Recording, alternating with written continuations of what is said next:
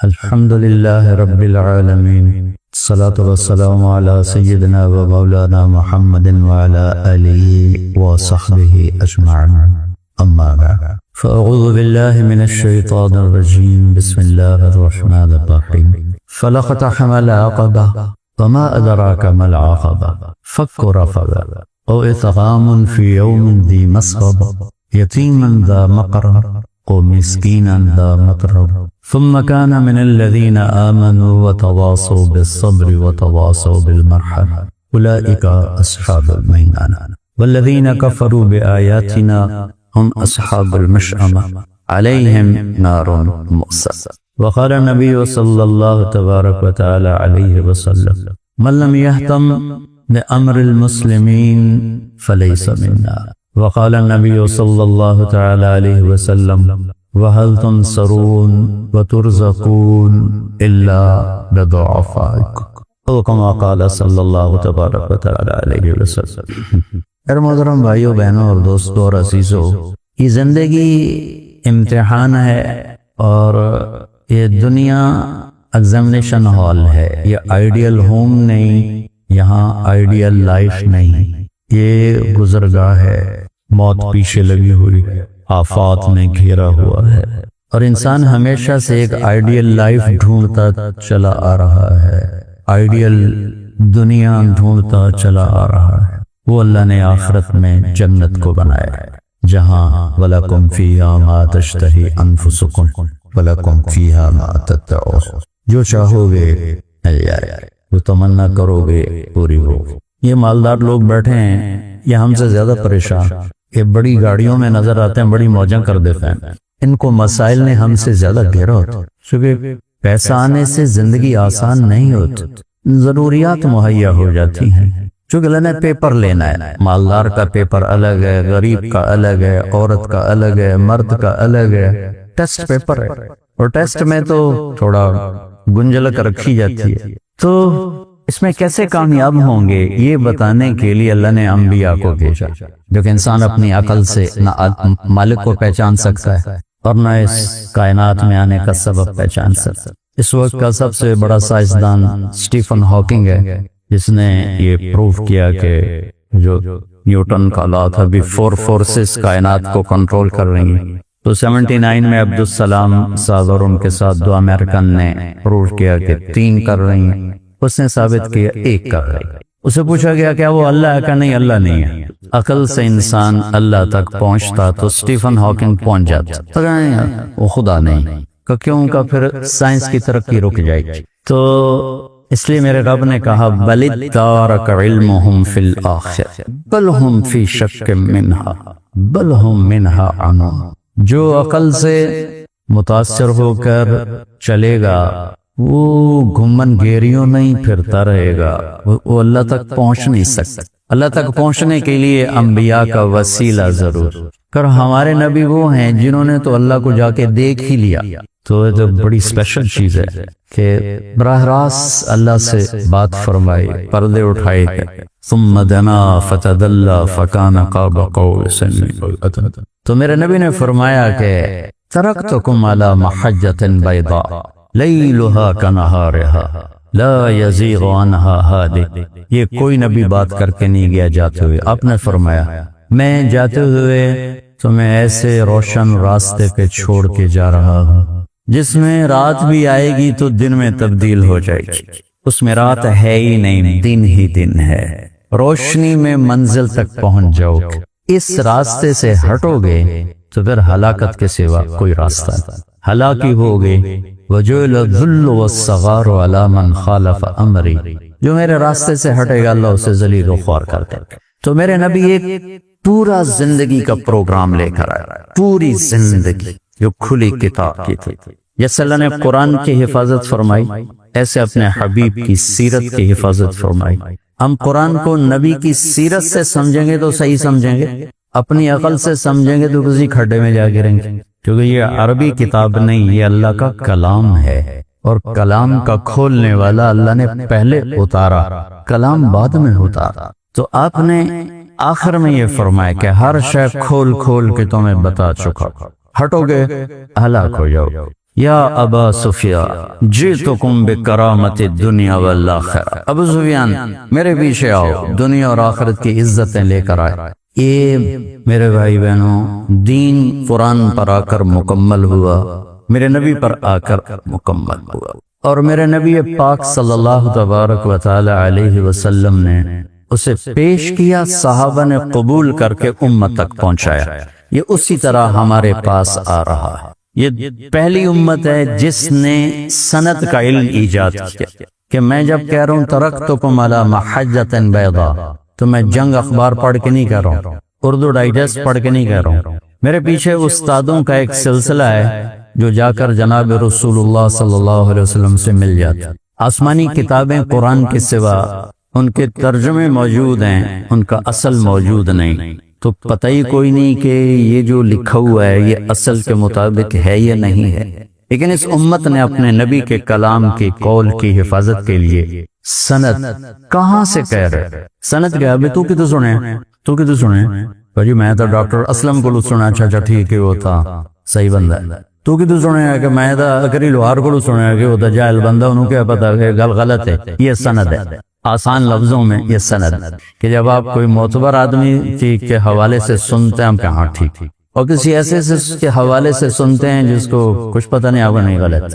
تو میرے حدیث کے استاد محمد عبداللہ، ان کے خیر محمد یاسین، محمود الحسن، محمد قاسم، عبد الغنی، محمد اسحاق، عبد العزیز، ولی اللہ، ابو طاہر مدنی، ابراہیم کردی، احمد القشاشی، ابو المواہب شنابی، محمد بن احمد الرملی، ابو یحییٰ انصار، ابن حجر الاسقلانی، ابراہیم بن احمد التنوخی، احمد بن ابی طالب الحجار، حسین بن مبارک الزبیدی، عبد الاول بن عیسیٰ الحربی، عبد الرحمن بن مظفر الداودی، عبداللہ بن احمد السرخسی، محمد بن یوسف الفربر، محمد بن اسماعیل البخاری، امام بخاری، حمیدی، سفیان، یحییٰ بن سعید، محمد بن ابراہیم، علقمہ بن وقاص،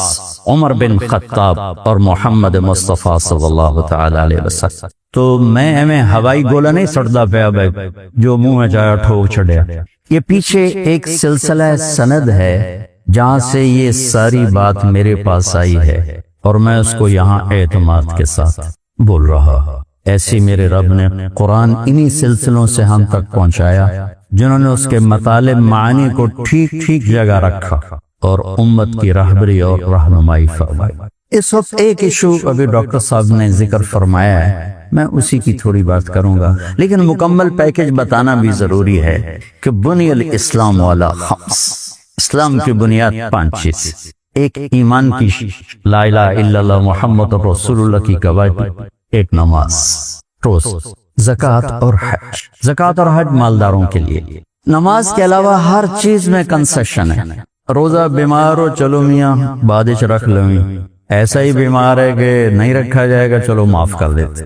زکوٰۃ اتنی تھوڑی ہے کہ 1 لاکھ میں سے 2,500 نکل جائے، کیا پتہ چلتا، اور وہ بھی اس میں اتنی آسانی کی ہے کہ 1 لاکھ روپیہ 1 سال پڑا رہے، پھر زکوٰۃ 364 دن پڑا رہا اور اس دن خرچ ہو گیا تو اگلے دن سال پورا ہو رہا تھا، زکوٰۃ معاف ہو۔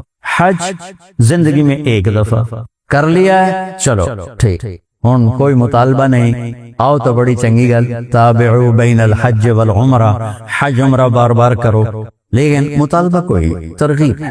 مالدار ہے، بیمار ہو گیا، چلو معاف، صرف ایک چیز ہے نماز جس کی کوئی معافی نہیں۔ اور میرے نبی کی آخری نصیحت تھی الصلاۃ الصلاۃ الصلاۃ، نماز نہ چھوڑ۔ ہم ایک عام لفظ بولتے ہیں حقوق اللہ حقوق العباد، حقوق اللہ حقوق العباد، میرے نبی نے اسی کو 2 لفظوں میں دنیا سے جاتے ہوئے ڈیلیور فرمایا، الصلاۃ حقوق اللہ، نماز نہ چھوڑ، وما ملکت ایمانکم، میری امت کے غریبوں پہ ترس کھانا، رحم کھانا۔ اس غلام تھے، اب نوکر ہیں، مزدور ہیں، ملازم ہیں، آپ لوگوں کے پاس مزدور کام کرتے ہیں، محنت کرتے ہیں، تو میرے نبی نے انسانی حقوق اور اللہ کے حق کو پورا اسلام قرار دے کر دنیا سے رخصت ہوئے. پھر جب آواز اور آہستہ ہو گئی تو پھر صرف اللہ کے حق کو بیان کیا. الصلاۃ الصلاۃ الصلاۃ، یہ آپ کے آخری الفاظ تھے. الصلاۃ الصلاۃ الصلاۃ، نماز نہ چھوڑنا، نماز نہ چھوڑنا. پھر اللہم الرفیق الاعلی، یا اللہ اب اپنے پاس بلا. اسلام بنیاد، اسلام کی بنیاد ایمان، نماز، روزہ، حج، زکات. بنیادی کوئی نہ ہو تو بلڈنگ ہی نہیں کھڑی ہو سکتی. اب اللہ نے گاؤں پھرائے، سیراب پھرائے، جنگل پھرائے. یہ تو پڑھے لکھے لوگ صرف امریکہ جاندے، کینیڈا جاندے، تو چاڑ گئے، کیمرون گئے جتھے بندیاں نال ڈھیر شیر رہندے. تو رات کیسے گزارے؟ جنگل بلائیں چاہیے، کوئی سپ نہ آ جاوے، کوئی پتہ نہیں کوئی چیتا نہ آ جاوے. تو امت کو دیکھا قریب سے، 10% سے زیادہ نمازی نہیں، 10% سے زیادہ نمازی نہیں. ایک ملک میں جا کے آنکھیں ٹھنڈی پر دی آبادی جڑی لاہور دے محلے دے برابر، موریتانیہ، وہاں کوئی بے نمازی نہیں، سب نماز، 100% نمازی، کوئی بے نمازی. صرف بے نمازی وہ ہیں جو کسی اور قریبی ملک سے وہاں مزدوری کرنے آئے ہوئے ہیں، ان میں کوئی بے نمازی ہو تو الگ بات ہے، ورنہ سارے مرد، ساری عورتیں موریتانیہ نمازی. کوئی عورت بے پردہ نہیں موریتانیہ کی، سب حجاب میں. اور دیہات میں سب حافظ، سب صحرائی لوگ سب حافظ. لیکن 95% صحرا ہے، 5% اس کی آبادی ہے. تو امت میں سے نماز نکل گئی، نماز چھوٹ گئی. اور جب نماز چھوٹتی ہے تو بنیاد ہل جاتی. تو بنیاد ہل جائے تو ساری عمارت گرا کے دوبارہ بنائی جاتی. ابھی جو زلزلے میں عمارتیں ہل گئیں انہیں توڑ کے دوبارہ بنایا گیا. تو اس لیے میں ایک نماز کی بات کروں گا. میں یہ کہا کرتا ہوں اگر 1438 ہجری ہے، 1438 سال میں کوئی نماز چھوڑنے کا موقع یا گنجائش عقل کے لحاظ سے نظر آتی ہے تو وہ میدان کربلا ہے، اور واقعہ کربلا ہے، جہاں ظلم بھی عروج پر تھا اور مظلوم بھی عروج پر تھا. نیسا مظلوم دنیا دیکھے گی، نیسے ظالم دنیا دیکھے گی. اور نبی کے نواسے جن کو فرمایا میرے جنت کے پھول، میری 2 ٹہنیاں، میرے 2 پھول، میری آنکھوں کی ٹھنڈک، نہیں کیا کیا فرماتے تھے.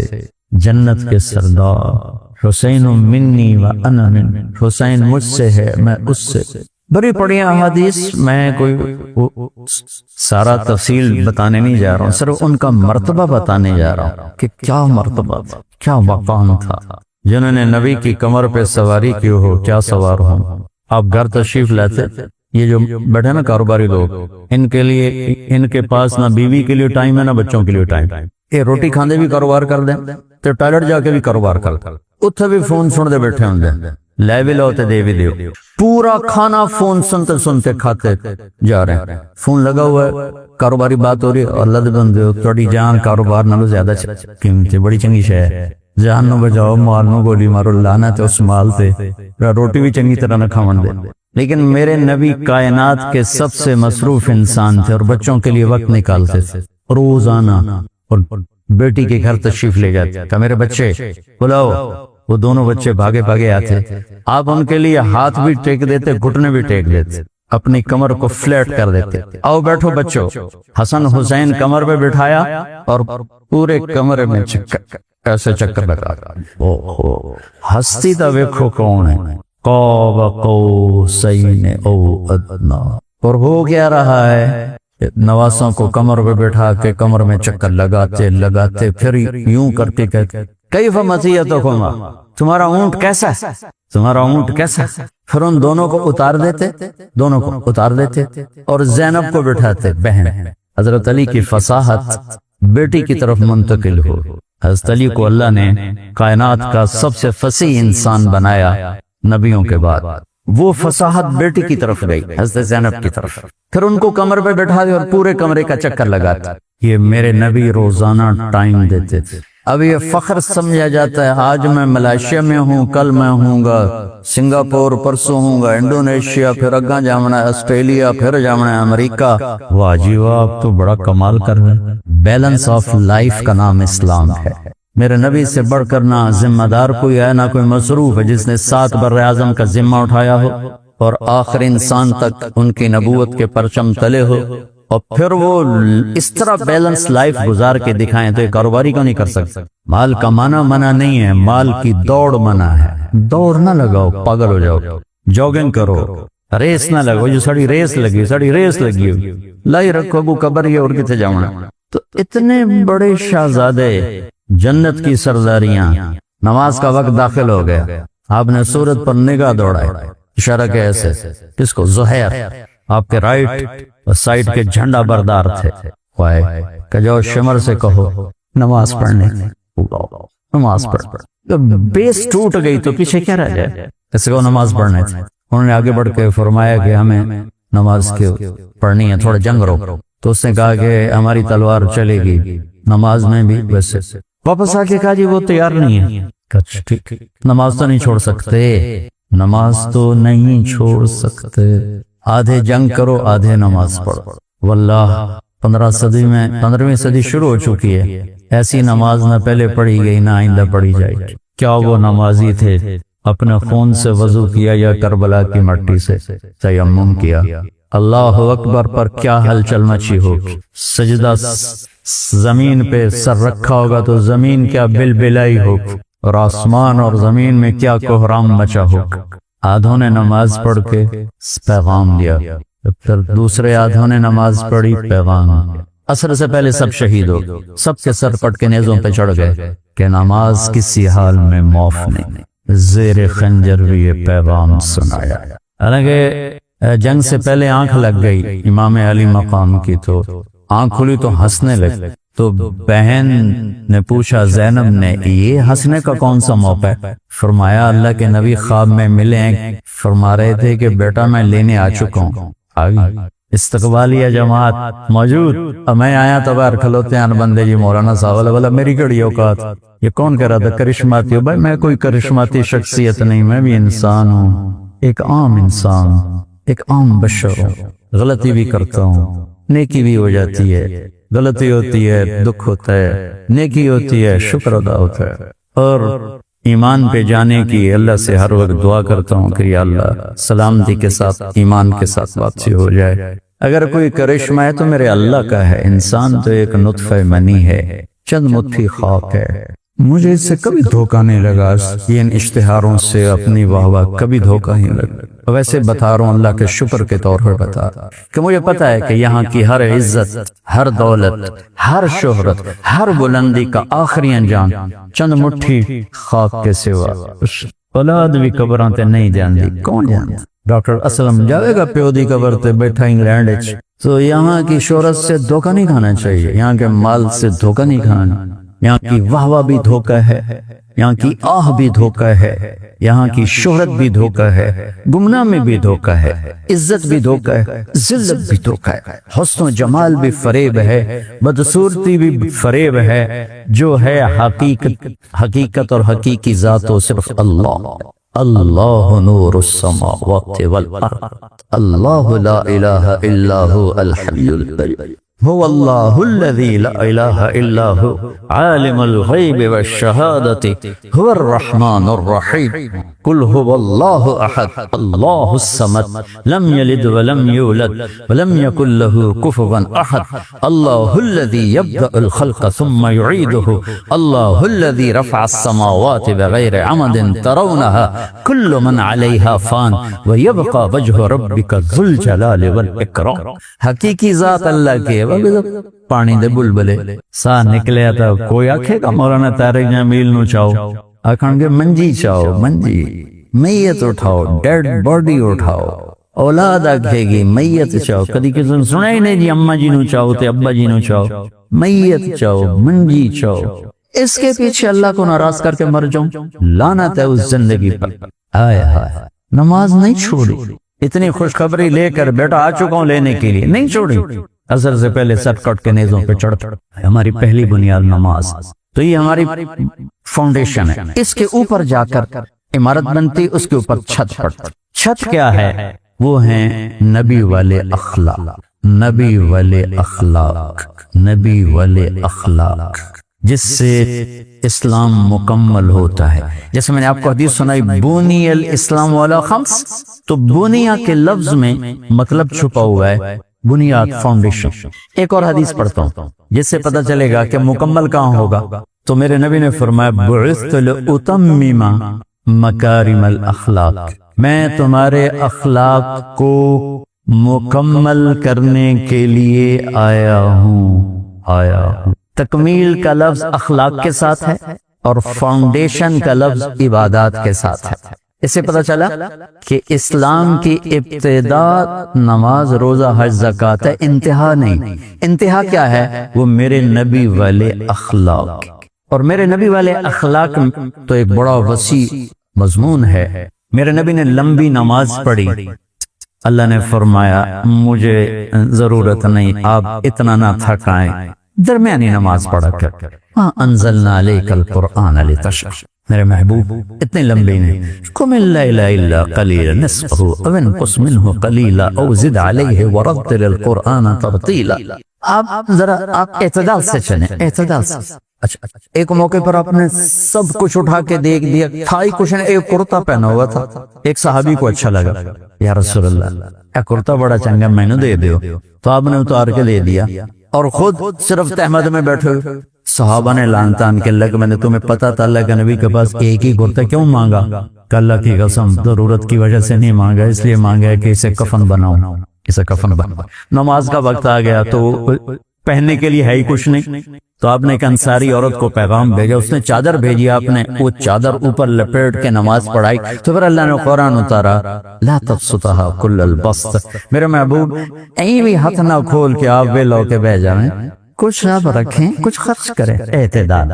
اپنے تبلیغ میں اپنی جان کو کپایا، جو زندگی گزر گئی ہماری تبلیغ کے کام میں. آپ نے تبلیغ میں کڑنا شروع کیا تو اللہ تعالیٰ نے فرمایا کہ بلغ ما انزل الیک من ربک، میرے حبیب آپ میری بات سنیں اور پہنچائیں.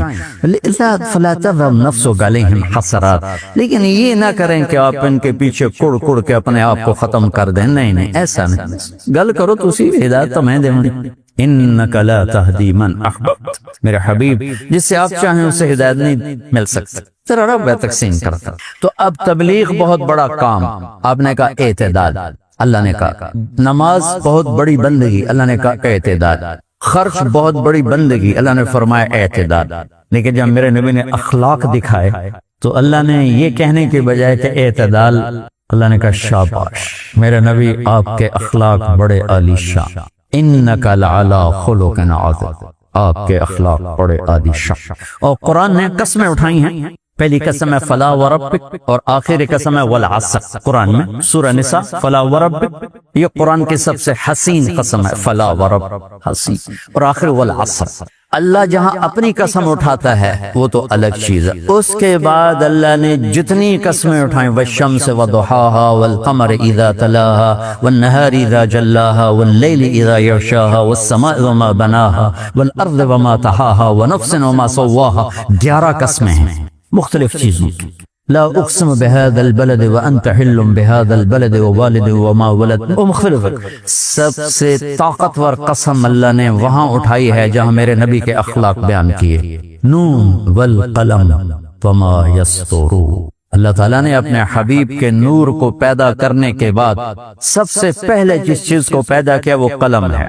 قلم. اور اللہ نے قلم کی قسم اٹھائی اور تحریر کی قسم. تحریر کا ایٹم ہم سے طاقتور چیز.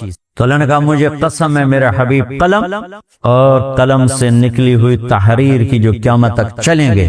آپ کے اخلاق بڑے عالی شان. تعریف یعنی کہ کدی اکوی کھائی کر کدی کوڑا ہویا کر نہیں، آپ کے اخلاق بڑے عالی شان، بہت عالی. اچھا ایک ہے آپ کے اخلاق بڑے عالی شان ہیں، یہ ترجمہ ہے انک لذو خلق عظیم، اور قرآن ہے انک لعلی خلق عظیم. چونکہ علا کو اردو میں منتقل کرنے کے لیے الفاظ کوئی نہیں، لہذا ہم کہتے ہیں آپ کے اخلاق بڑے عالی شان.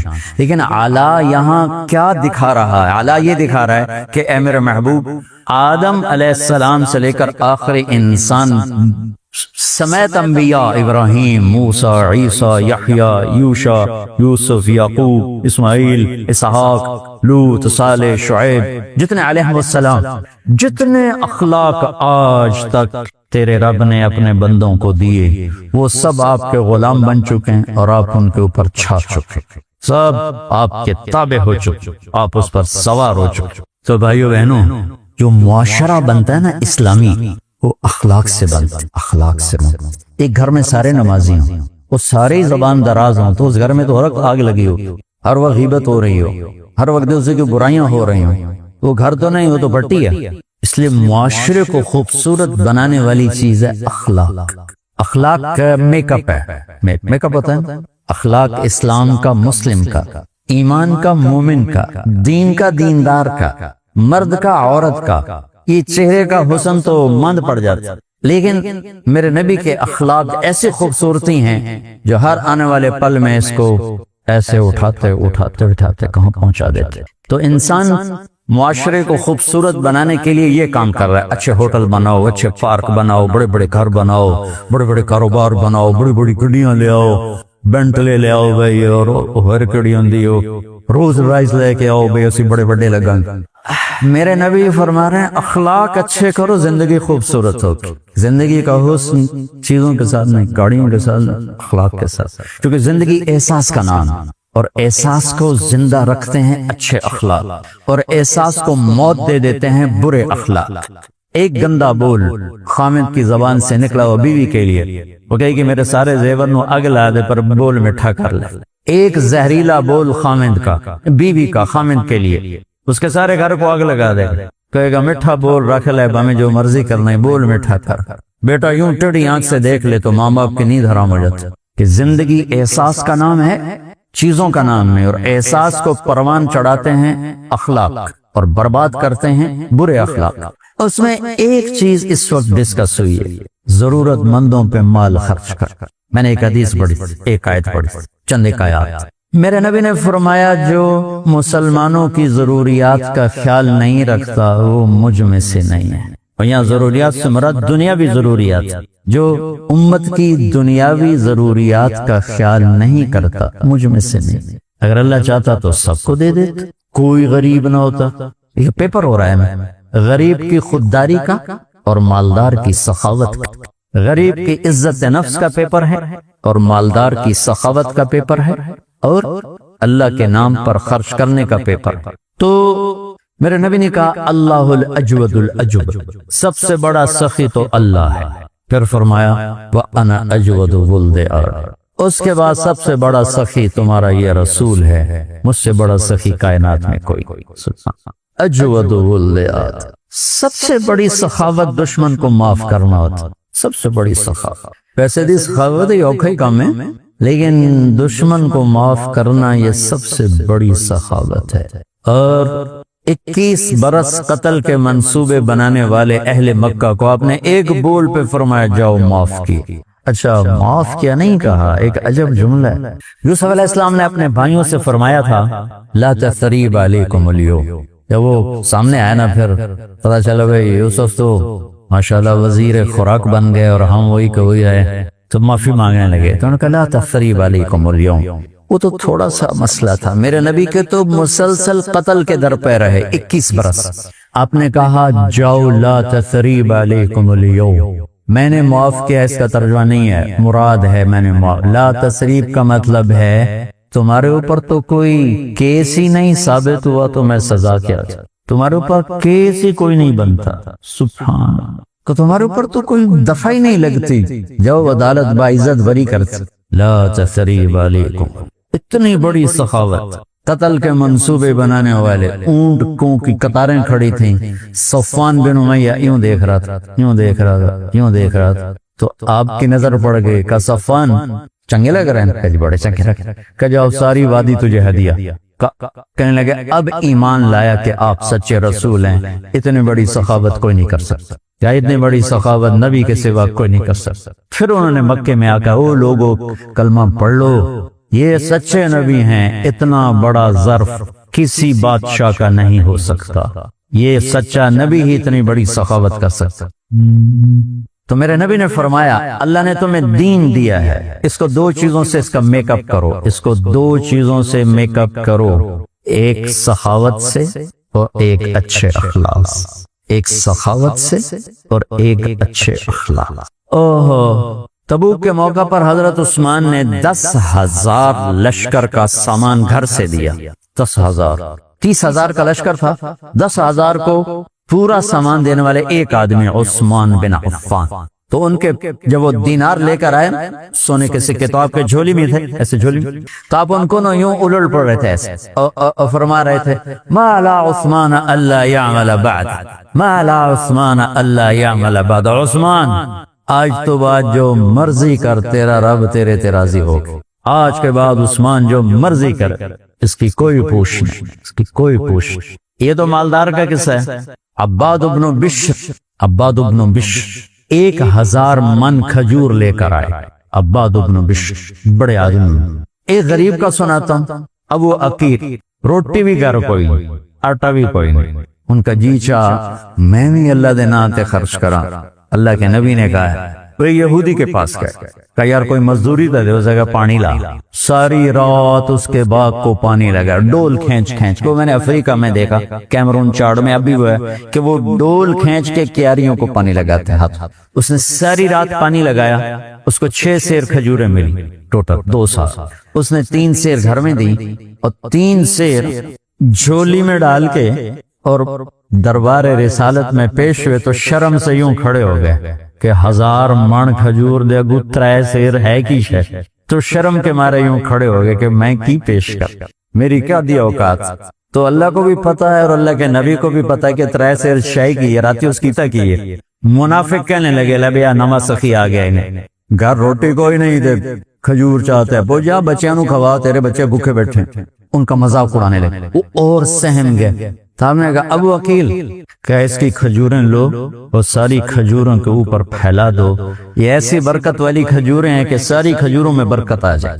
اللہ تعالیٰ فرماتے ہیں کہ میں سخی سے دوستی نہیں توڑتا چاہے وہ نافرمانی کیوں نہ، اور بخیل سے دوستی نہیں لگاتا چاہے کتنا ہی تقوی والا کیوں نہ۔ کہ بخیل سے دوستی نہیں کرتا ہوں، سخی سے دوستی نہیں توڑتا ہوں۔ آپ کو آپ کے علم میں ہے موسیٰ علیہ السلام کی قوم بچڑے کی پوجا پہ لگا، بچے دی پوجا، وہ بچہ کہیں بنایا سامری منافق۔ جب موسیٰ علیہ السلام واپس آئے تو ہزاروں بچڑے کے سامنے کیا کیا جائے، یا اللہ کا ان سب کو قتل کرو، ان کی توبہ سب کو قتل کرو۔ چلو قتل شروع ہو گئے۔ جب سامری کی باری لگی جس نے سارا کام کیا اور مسلمان بھی نے منافق، تو جبریل آئے یا رسول یا کلیم اللہ، اللہ تعالیٰ فرما رہے ہیں سامری کو چھوڑ دے، یہ آپ ہی مر جائے، لا میں ساس کچھ نہ۔ موسیٰ علیہ السلام حیران ہو کے فرمانے لگے کہ یہ تو کم وقت میری ساری امت کو اس پہ لانے والا ہے اور اس کی اللہ سفارش کیوں کر رہا ہے؟ تو جبریل نے کہا اللہ فرما رہے ہیں یہ سخی ہے اور سخی کا قتل کرنا مجھے اچھا نہیں لگتا، انہوں میں آپ پہ ہی مار دے گا۔ سخاوت ایسی چیز، اس لیے تو اللہ نے تفاوت رکھا، مالدار کی سخاوت کا امتحان رکھا، غریب کی خودداری کا امتحان رکھا، اور ایک دوسرے کو ایک دوسرے کے ساتھ جوڑ دیا ہے۔ تو اللہ نے، میں نے ایک آیت پڑھی تھی فَلَقْتَحَمَ الْعَقَبَةَ، یہ تعبیر پورے قرآن میں ایک جگہ اور کہیں نہیں۔ نماز مشکل، روزہ مشکل، حج مشکل، جہاد مشکل، تبلیغ مشکل، تہجد مشکل، ذکر تلاوت، دین کے جتنے بھی احکام ہیں کچھ مشقت تو ہے نا، مشکل تو ہے۔ کسی کے لیے یہ تعبیر نہیں ہے جو میں ابھی بتانے لگا ہوں، جو خرچ کرنے کے لیے تعبیر آئی ہے۔ اقتحام ہوتا ہے سامنے کوئی کھائی آ گئی، گھاٹی آ گئی، جی تو اس لئے پلتا ہوندے کوئی نہ، تو عرب شاہ سوار گھوڑے کو اٹھاتے تھے تو وہ چھلانگ لگاتا تھا اور پار جا کے وہ گرتا تھا۔ اس میں لمبی کھائی میں خطرہ بھی ہوتا تھا کہ نیچے گر جائے، عین ممکن ہے گر جائے، تو اس کے لیے لفظ اقتحام ہیوی ویٹ لفظ استعمال ہوتا تھا۔ اور میرے بچوں نے گھوڑ سواری سیکھنا شروع کی گاؤں میں اپنے گھوڑوں پر، تو وہ ایک تو بڑا ماہر ہو گیا اور دوسرا جو تھا وہ بھی کچھ نہ کچھ تو ہو گیا، لیکن اتنا نہیں تھا جتنا وہ چھوٹا تھا۔ تو میں آ رہا تھا ڈیرے سے تو سامنے گھوڑے پہ آ رہا تھا، میں کہا مولانا صاحب تسی بھی گھوڑ سوار بن گئے ہو؟ کہ جی بن گیا۔ میں کہا ذرا دوڑتا لاتے بھی کھاؤ، اور سامنے کھالا ٹپاونا ہے تسی گھوڑے نے، ایڈی ساری کھالی۔ میں کہا اے کھالا تسی ٹپایا تاں میں تانوں گھوڑ سوار ماننا۔ انہوں نے کہا گل ہی کوئی۔ تو ایک ایکڑ پیچھے لے گیا اور گھوڑے کو دوڑایا۔ اب اتنی مہارت تو تھی نہیں، جب گھوڑا آیا قریب اس کو اٹھانے کا طریقہ نہیں آیا، تو گھوڑے نے یوں گردن موڑی تو بیٹا صاحب عہدے جا ڈٹھے تھے، گھوڑا عہدے جا کھڑا۔ تو شکر ہے زمین کچی آئی کو جویا نہیں۔ اقتحام، گھوڑے کو اٹھانا اور جان خطرے میں ڈال کے کھائی کو پار کرنا۔ وہ جو عمرو بن عبد نے ود نے کیا خندق کے موقع پر، ایک آدمی جس نے پیچھے سے گھوڑے کو اٹھایا اور چھلانگ لگا کے دوسری طرف جا کر وہ کھڑا ہوا۔ مشکل کام۔ تو اب گھوڑ سواری ختم ہو گئی، لہذا اس کی سمجھ بھی بڑا مشکل ہوگا کہ بھئی کمیں اوکھا ہے کمیں نہیں اوکھا، لیکن میں نے تھوڑی سی تصویر پیش کر۔ تو اللہ کہتا ہے تم نے پھر چھلانگ کیوں نہ لگائی؟ فَلَقْتَحَمَ الْعَقَبَ، پھر تم نے چھلانگ تو لگائی کوئی نہ۔ کہ اللہ وہ کی ہے، وہ کیڑی گھاٹی ہے جن دوتے اسی درک مارنا ہے، چھال مارنی۔ تو نے کہا فک و رقل، مصیبت زدہ کی مدد کر، مصیبت میں گھیرے ہوئے کی گردن چھڑا۔ اب یہ ایک ایشو لے کر آئیں، بیمار کی گردن بھی پھنسی ہوئی، اور ہمارے ہسپتالوں کے جو حالات ہیں وہ بھی آپ کے سامنے ہیں۔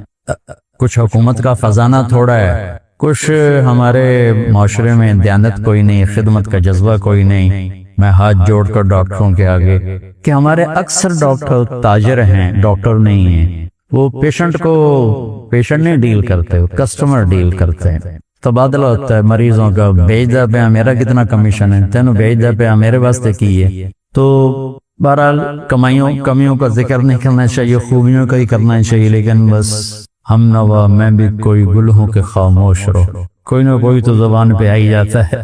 نالے بلبل کے سنو اور ہما تنگوش رہو، ہم نوا میں بھی کوئی گل ہوں کہ خاموش رہو۔ آہ تو آئی جاتی ہے زبان کہ جب ڈاکٹر ہی تاجر بن جائے تو پیشنٹ کو ایسے ڈیل کرے جیسے کسٹمر ہوتا ہے۔ بہرحال کمیوں پہ مٹی ڈالو۔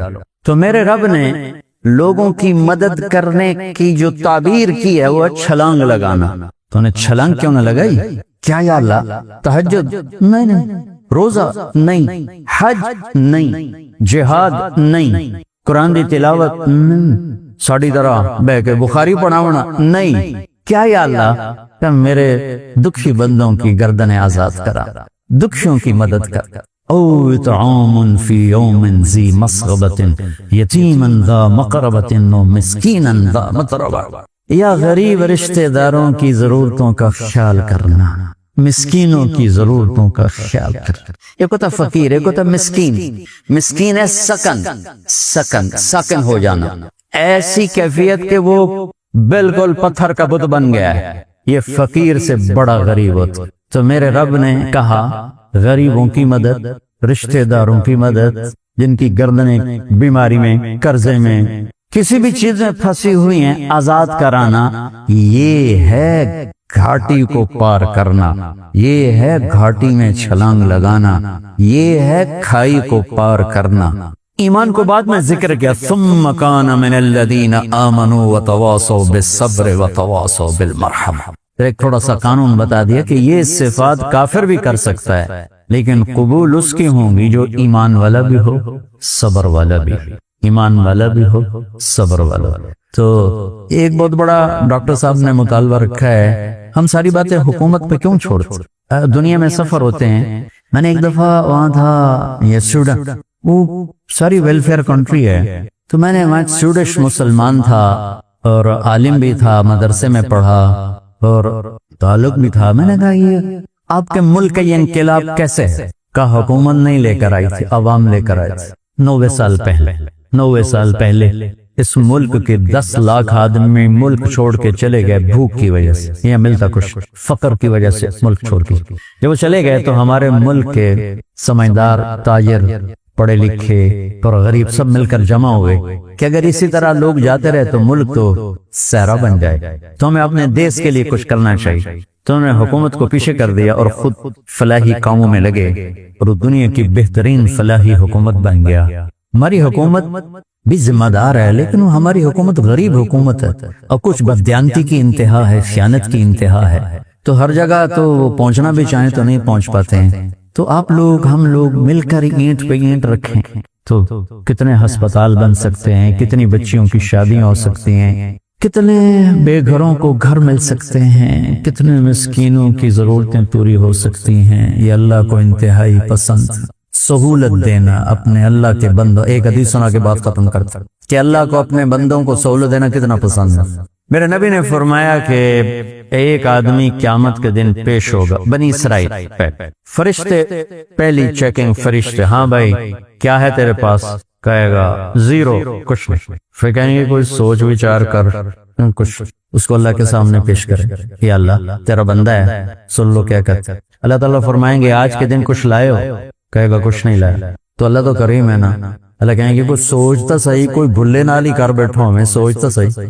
کچھ تو کیتا ہوئے گا تو سوچ سوچ سوچ کے کہنے لگا یا اللہ میں تاجر تھا، تاجر تو لوگوں کو مال دیتا تھا، جب کوئی دینے کے قابل نہیں رہتا تھا کہ اس پہ آفت آ گئی، نقصان ہو گیا، گھاٹا پڑ گیا، تو میں اپنے ملازموں سے کہتا تھا اس کو معاف کر، مطالبہ نہ کر، اور جب کوئی دے سکتا تھا اور دینے میں دیر کرتا تھا تو میں اپنے ملازموں سے کہتا تھا اسے تنگ نہ کرو، جب دے گا ٹھیک، یہ مگر نہ پہ جائے۔ یا آپ کے بازاروں میں روز لڑائیاں ہوتی، وہ گریبان پکڑے ہوتے ہیں، ٹیلی فونوں پہ لگے ہوتے ہیں، گالیاں دے دے، چونکہ کاروبار سارا ادھار پہ چلا گیا ہے، دینے والا دینے کے لیے تیار نہیں، لینے والا سوٹا لیتے سر پہ کھلوتا ہے۔ تو نے کہا یا اللہ بس میں یہ کرتا تھا، جو دے نہیں سکتا تھا اسے معاف کر دیتا تھا، جو دینے کے باوجود دیر کرتا تھا اسے تنگ نہیں کرتا تھا، نہ اس کے ایمان کے بعد اور کچھ نہیں، ایمان کے سوا اور کچھ نہیں۔ تو اس پر اللہ تعالیٰ فرمائیں گے واہ واہ تم میرے بندوں کے ساتھ اتنا سہولت کا معاملہ کیا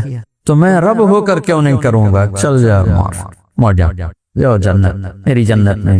اللہ بڑا کریم ہے، تھانے دار نہیں ہے، رب ہے، رب کریم، رب معاف کر کے خوش ہو رہا ہوتا، اجی تو بدل ہے کہ خوش ہونا ہے، وہ معاف کر کے خوش ہونا۔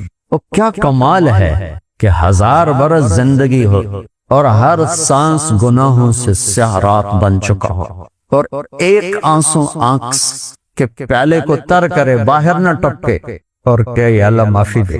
اس کرتے کو دھونے کے لیے 1 بالٹی پانی چاہیے کم از کم، 1000 برس کی کالی راتوں کو دھونے کے لیے اس کٹورے کا وہ تر کرنے والا قطرہ سارے گناہ دھو کے اللہ کہے گا جب موجاں کر معاف کی، ولا ابالی، تو میں نے کیڑی پرواہ، میں تیرے گناہ نال میرا کے نقصان، یا تیری نیکی نال میں کڑو کوئی بڑا ہوگا۔ تو آپ سب سے گزارش ہے کہ ان فلاحی کاموں میں حصہ لیا کرے، یہی آپ کا اور میرا آخرت کا سرمایہ ہے، باقی تو یہیں چھوڑ کے چلے جائیں گے، مر جائیں گے۔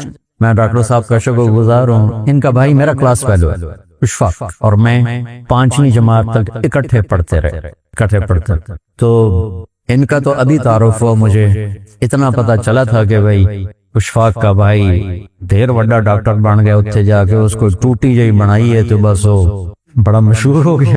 تو لیکن ان کا یہ پہلو آج میرے سامنے، جب یہ ہمارے ڈیرے پر آئے وہاں انہیں ساری، میں کبھی ایسے چندہ مہم میں حصہ نہیں لیا، میں نے اپنے لیے کبھی چندہ نہیں، زندگی میں ایک دفعہ پہلے چندہ مانگا تھا جب زلزلہ آیا تھا رمضان میں، تو عید کی نماز پر میں نے چندے کی اپیل کی، پھر وہ میں لے کر خود مظفر آباد گیا، وہاں جا کے تقسیم کیا۔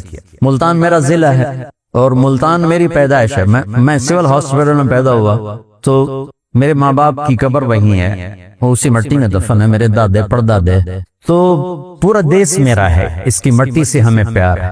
میری کیا اوقات، میرے نبی نے جب مکہ چھوڑا وطن کی شے، کبھی آپ کو شاعری سناؤں نا توڑے ہاں پاٹ جاؤں نا ٹائم ہو کیا خلط، میرے نبی نے مکہ چھوڑا، جب غار سے نکلے نا، 1 ربیع الاول نبوت کا 14واں سال، اور پیر کا دن تھا، جمعہ کی رات، ہفتے کی رات، اتوار کی رات، پیر کی صبح، اتوار کی صبح، تو آپ نے مکے کی طرف دیکھا تو کہیں کہیں ٹمٹماتے چراغوں کی لو نظر آ رہی تھی، تو آپ نے یوں دیکھ کر ایک آہ بھری، یا مکہ ما اطیبک من بلد و احبک الی، اے مکہ تو مجھے کتنا پیارا ہے، تو میرا کتنا محبوب ہے، لولا ان قومی اخرجونی منک لما سکنت غیرک، میری قوم مجھے نہ نکالتی میں تمہیں چھوڑ کے کبھی نہ جاتا، تو بھائیو سارا فوج پولیس اور حکومت اور کے ذمہ نہیں ہے ہمارے بھی ذمہ ہے کہ ہم اپنے دیش کے لیے جو کر سکتے ہیں،